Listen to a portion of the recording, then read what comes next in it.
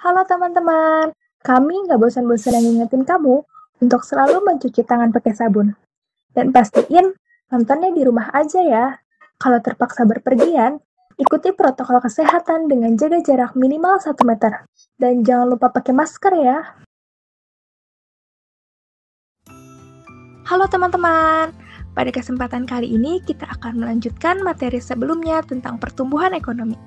Sebelumnya kita sudah membahas tentang apa sih pertumbuhan ekonomi itu, apa saja indikator yang mempengaruhi pertumbuhan ekonomi, dan juga bagaimana cara menghitung pertumbuhan ekonomi. Dan sekarang kita akan mempelajari teori-teori pertumbuhan ekonomi.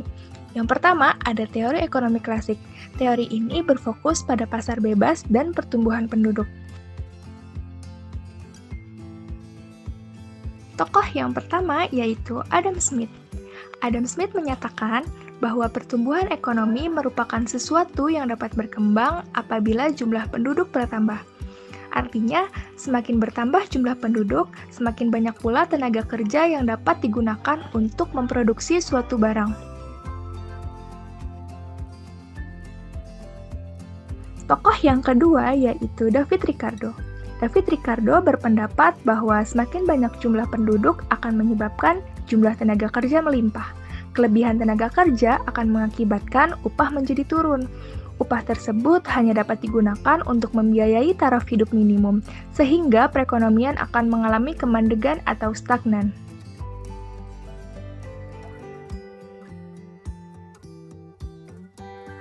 Tokoh yang ketiga yaitu Thomas Robert Malthus. Ia menyetujui pendapatnya David Ricardo, dan ia berpendapat bahwa pertumbuhan penduduk yang semakin besar akan membuat kekurangan pangan, sehingga masyarakat akan hidup pas-pasan. Dapat disimpulkan, menurut pandangan ahli ekonomi klasik, terdapat 4 faktor yang mempengaruhi pertumbuhan ekonomi. Yang pertama jumlah penduduk, yang kedua jumlah barang modal, yang ketiga luas tanah dan kekayaan alam, dan yang keempat tingkat teknologi yang digunakan. Selanjutnya ada teori pertumbuhan ekonomi neoklasik. Teori ini melihat dari segi penawaran yang menilai pertumbuhan ekonomi tergantung kepada perkembangan faktor-faktor produksi. Tokoh yang pertama yaitu Robert Solow, berpendapat bahwa pertumbuhan ekonomi merupakan rangkaian kegiatan yang bersumber pada manusia, akumulasi modal, pemakaian teknologi modern, dan hasil atau output. Adapun pertumbuhan ekonomi dapat berdampak positif dan dapat berdampak negatif. Oleh karenanya, menurut Robert Solow, pertumbuhan penduduk harus dimanfaatkan sebagai sumber daya yang positif. Tokoh yang kedua yaitu Schumpeter. Schumpeter berpendapat bahwa pertumbuhan ekonomi sangat ditentukan oleh kemampuan kewirausahaan atau entrepreneurship. Tokoh yang ketiga yaitu Harald Domar. Ia berpendapat bahwa perlunya ada pembentukan modal atau investasi sebagai syarat untuk mencapai pertumbuhan ekonomi yang kuat.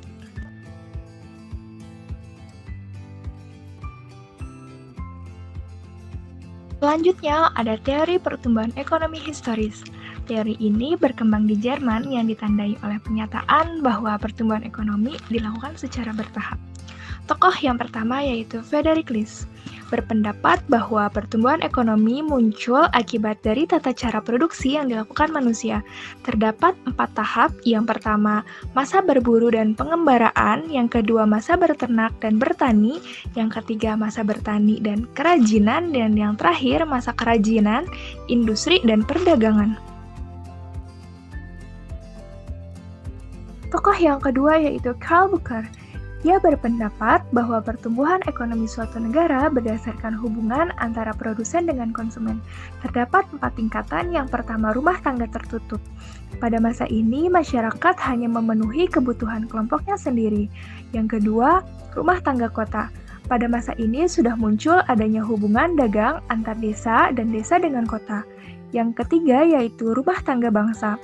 Pada masa ini, perdagangan antar kota akan membentuk satu kesatuan masyarakat yang mana akan terjadi pertukaran dagang dalam negara. Yang terakhir, masa rumah tangga dunia. Pada masa ini, perdagangan telah melewati masa-masa negara yang dikenal sebagai perdagangan internasional.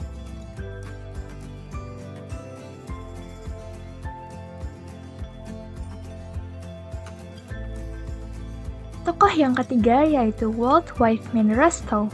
Ia mengungkapkan teori pertumbuhan ekonomi dalam bukunya yang berjudul The Stage of Economic Growth, menyatakan bahwa pertumbuhan perekonomian dibagi menjadi 5. Yang pertama, masyarakat tradisional atau the traditional society. Pada tahapan ini, kegiatan ekonomi berupa barter untuk mencukupi kebutuhan pribadi dan juga kegiatannya berupa pertanian.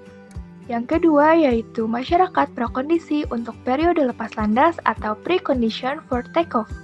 Pada tahapan ini, tingkat pertumbuhan ekonomi sedang berada dalam proses transisi atau masa ini sering disebut dengan proses transisi. Pada masa ini sudah mulai adanya penerapan ilmu pengetahuan modern ke dalam fungsi produksi dan juga sudah muncul uang dan perdagangan. Yang ketiga yaitu masa lepas landas atau the takeoff. Pada masa ini, kekuatan-kekuatan yang dapat mendorong pertumbuhan ekonomi akan diperluas. Selain itu, tingkat investasi juga mulai efektif dan tingkat produksi sudah meningkat. Dan pada masa ini juga, industri-industri sudah mulai berkembang dan mengalami ekspansi dengan cepat. Yang keempat yaitu gerak menuju kedewasaan atau maturity, atau biasa disebut juga masa kematangan. Pada masa ini, perkembangan terjadi terus-menerus di mana perekonomian tumbuh secara teratur serta lapangan usaha bertambah secara cepat. Dan juga output dapat melampaui pertambahan penduduk, artinya tingkat output melebihi jumlah tingkat pertumbuhan penduduk. Selain itu, barang-barang yang dulunya impor sekarang sudah dapat dihasilkan sendiri, dan tingkat perekonomian menunjukkan tingkat kapasitas bergerak melampaui kekuatan industri pada masa take-off dengan penerapan teknologi modern.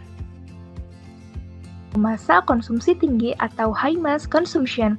Pada masa ini, sektor industri sudah mulai dominan dan juga konsumsi masyarakat dalam bentuk sekunder dan tersier karena pendapatan real per kapita masyarakat selalu meningkat sehingga sebagian masyarakat sudah mencapai tingkat konsumsi yang melampaui kebutuhan dasarnya. Selain itu, pada masa ini juga terdapat kesempatan kerja penuh sehingga pendapatan nasional tinggi. Dan pendapatan nasional yang tinggi dapat memenuhi tingkat konsumsi yang tinggi pula. Tokoh selanjutnya yaitu Werner Sombart. Ia mengatakan bahwa pertumbuhan ekonomi suatu bangsa dapat dibagi menjadi 3 tingkatan. Yang pertama, perekonomian tertutup. Pada masa ini, semua kegiatan manusia hanya semata-mata untuk memenuhi kebutuhannya sendiri. Individu atau masyarakat bertindak sebagai produsen sekaligus sebagai konsumen, sehingga tidak terjadi pertukaran barang atau jasa. Masa yang kedua yaitu kerajinan dan pertumbuhan. Pada masa ini, kebutuhan manusia semakin meningkat, baik secara kuantitatif dan juga kualitatif akibat perkembangan peradaban. Peningkatan kebutuhan tidak dapat dipenuhi sendiri, sehingga diperlukan pembagian kerja yang sesuai dengan keahlian. Pembagian kerja ini menimbulkan pertukaran barang dan jasa. Pertukaran barang dan jasa pada masa ini belum didasari oleh tujuan mencari keuntungan, tapi hanya semata-mata untuk memenuhi kebutuhan. Masa yang ketiga yaitu masa kapitalis. Pada masa ini muncul kaum pemilik modal atau kapitalis. Dalam menjalankan usahanya, kaum kapitalis memerlukan pekerja atau kaum buruh. Produksi yang dilakukan oleh kaum kapitalis ini tidak hanya sekedar untuk memenuhi kebutuhannya lagi nih, tapi sudah bertujuan untuk mencari keuntungan atau laba. Sekian pembahasan kita kali ini, semoga ilmunya bermanfaat untuk kita semua.